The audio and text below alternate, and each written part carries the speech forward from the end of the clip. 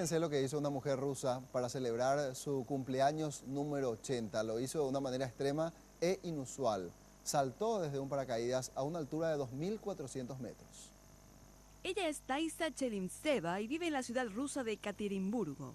Como 80 años no se cumplen todos los días, ha decidido celebrarlo de una manera extrema y sobre todo muy inusual para su avanzada edad.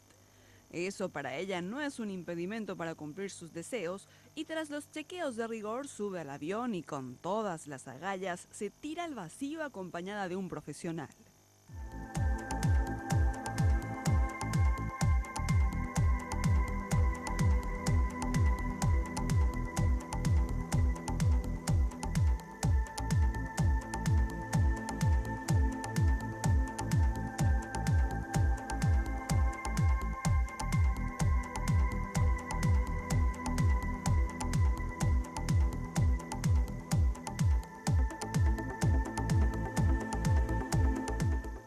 La intrépida mujer ha realizado el salto en paracaídas desde una altura de 2.400 metros.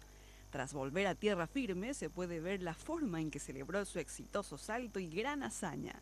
Había cumplido su tan anhelado sueño.